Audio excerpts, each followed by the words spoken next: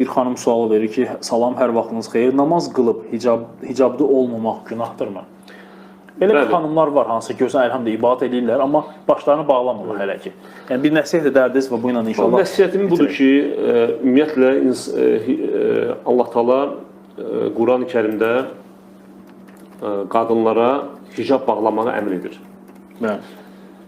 Və hicab bağlamayan qadınlar da sözsüz ki, yəni böyük günah sahibləridir.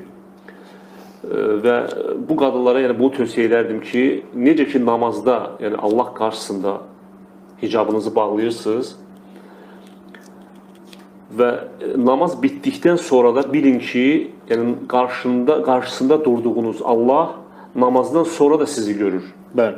Və sizi eşidir və əməllərinizdən xəbərdardır. Və hər bir halda Allahdan qorxmaq lazımdır. Necə ki namazda hicablısan, hicablı geyinirsən, elə də namazdan sonra da bu halda olun.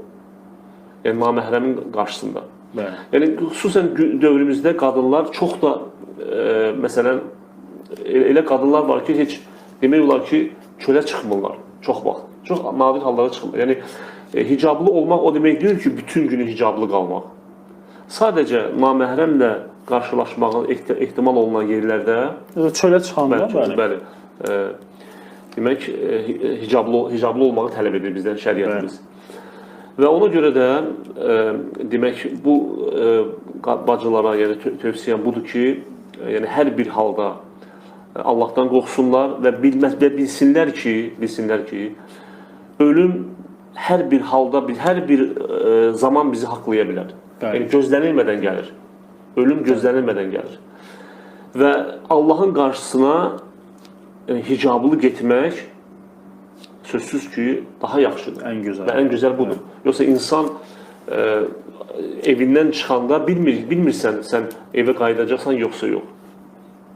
Və buna görə də nə qədər ki, dünya həyatı, yəni bizim üçün fürsətdir. Allah Taala ömür verib, ömrünüzü uzadıb və tövsiyəm budur ki, tövbə edin, hicaba qayıdın, hicab bağlayın və Allahı da, yəni Allahla da bu cür halda, yəni tövbə etdiyiniz bir halda qarşılaşın.